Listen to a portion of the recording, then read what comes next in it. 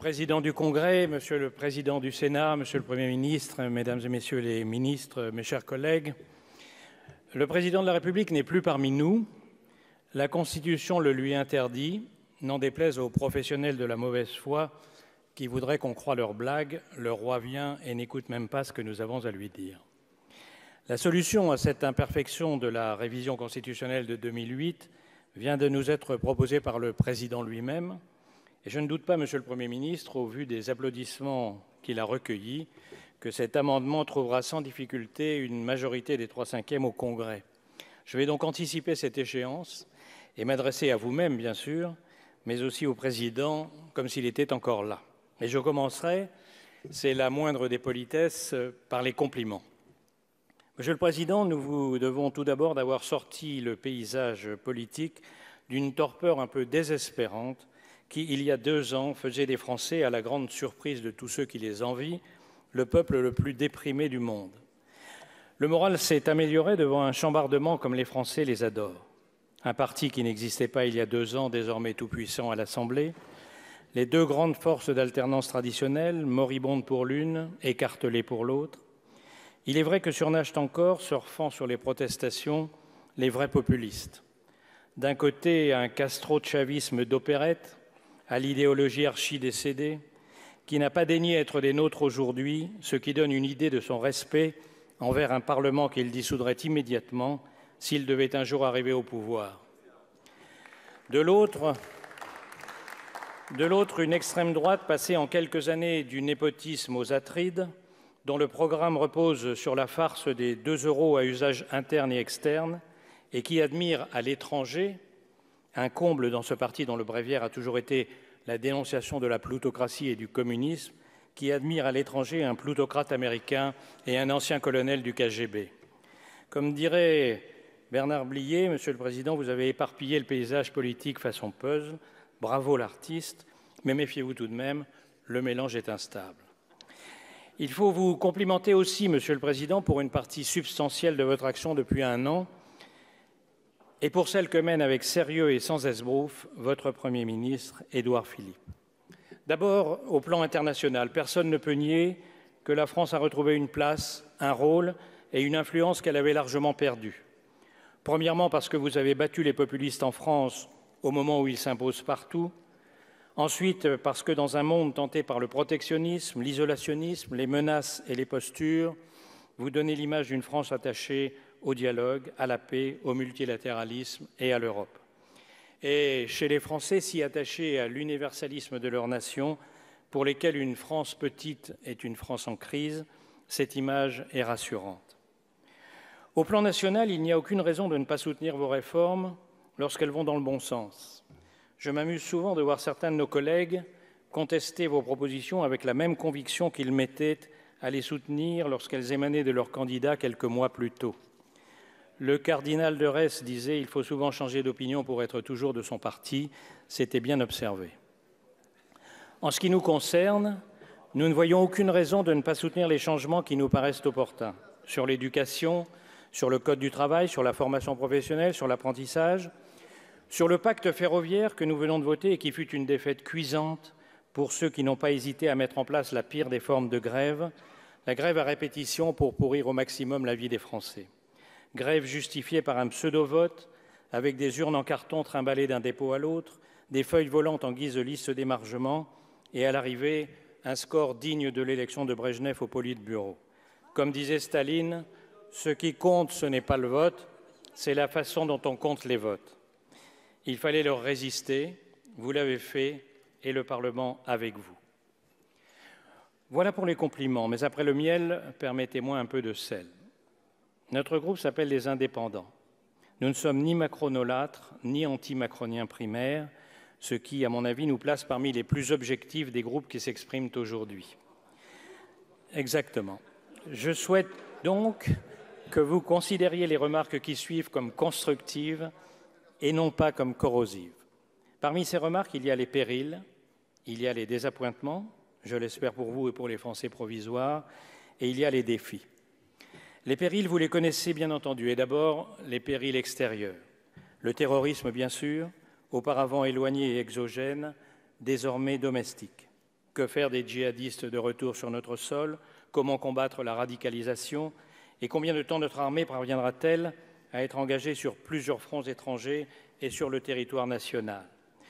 Les migrations ensuite. Si les flux ont diminué cette année, seuls les égarés peuvent ne pas voir que la tendance à long terme est une croissance inexorable. Une triple crise politique, de conscience et d'identité s'est ouverte en Europe.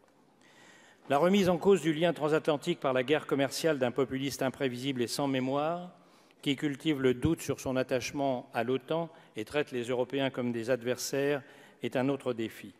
Les Européens sont en train de s'apercevoir qu'ils sont seuls. Espérons que ce constat sera un aiguillon. L'essor des émergents est une des meilleures nouvelles qu'ait connue l'humanité. Il a permis la sortie de la misère de milliards d'hommes et de femmes. Et ceci, grâce au libéralisme économique inventé par nos démocraties il y a quelques siècles, contrairement aux imprécations des vendeurs de lendemain qui chantent.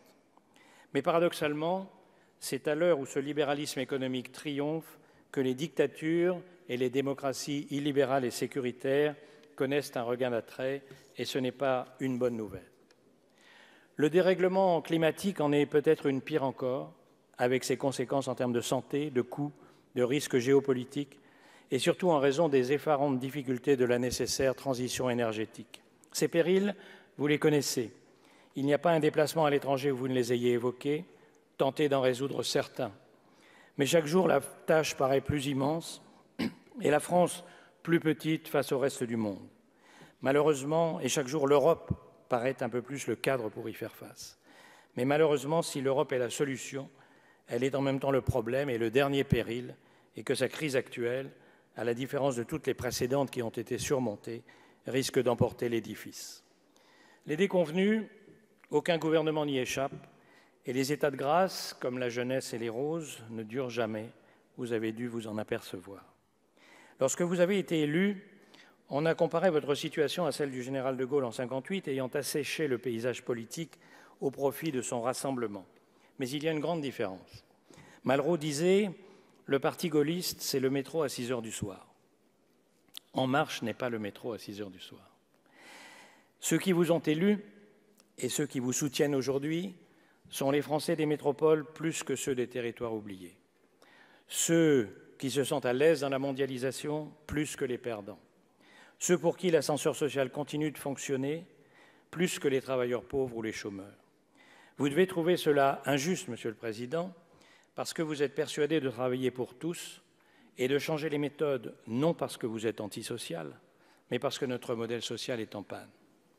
Vous trouvez sans doute également injuste le désamour d'une partie des élus locaux. La conférence des territoires s'ouvre dans 2 jours en l'absence de leurs 3 grandes associations. Vous avez beaucoup de raisons de trouver cela étonnant, vous dont le gouvernement a pour la première fois depuis des années amorti la baisse des dotations. Mais c'est comme ça, même si une grande part de la responsabilité en revient à une technocratie qui a planté les ministres en charge de vendre cette politique. Tous les élus locaux me comprendront. Permettez au maire que j'ai été pendant 28 ans de vous citer à nouveau le cardinal de Retz, l'esprit dans les grandes affaires n'est rien sans le cœur. Les élus de nos territoires sont prêts à accepter beaucoup. Ils l'ont fait dans le passé, mais ils aimeraient, excusez-moi de ce mot qui peut paraître ici incongru, des preuves d'amour ou tout au moins d'affection dont ils ont l'impression qu'elles tardent à venir. Enfin, il y a les défis. Tout est défi pour un président de la République, tous les périls et toutes les déconvenues que j'ai évoqués. Mais le principal, c'est le défi de l'action, et celui-ci, vous l'avez parfaitement identifié. Alors que les parlementaires commencent à se plaindre des rafales de lois qui se succèdent et qu'ils sont au bord du burn-out, paraît-il, vous avez confié à The Economist que vous vous reprochiez au contraire de n'avoir pas fait des choses suffisamment tôt. C'est une grande lucidité. Et si je peux me permettre 2 critiques, la première est que si beaucoup de vos réformes vont dans le bon sens, certaines ne font qu'effleurer les sujets. Mais cette critique est modérée. J'aurais mauvaise grâce à reprocher sa timidité au premier gouvernement depuis des années qui a eu le courage de s'attaquer à plusieurs vaches sacrées de l'immobilisme français. Et l'on peut lui pardonner d'avoir dû faire quelques génuflexions bien pensantes devant des adversaires souvent menaçants. Ma deuxième réflexion n'est pas un reproche, c'est une attente. Nous sommes nombreux à la partager et je sais qu'elle vous hante. Elle s'appelle la baisse des dépenses publiques dans ce pays dopé à la dépense publique. Elle est la condition de votre crédibilité, j'ai presque fini, Monsieur le Président, sur la scène européenne et internationale. Elle est la condition de votre réussite dans notre pays. Vous devrez faire des choix cornéliens, vous devrez prendre des risques majeurs et toutes les oppositions se conjugueront contre vous. Mais in fine, la clé de la réussite, le juge de paix de votre quinquennat, sera votre capacité à rassembler une France qui oscille entre la tentation atavique de la division et l'aspiration historique à l'unité. Une France capable de relever le défi de l'Europe pour relever ceux du monde. Je vous remercie.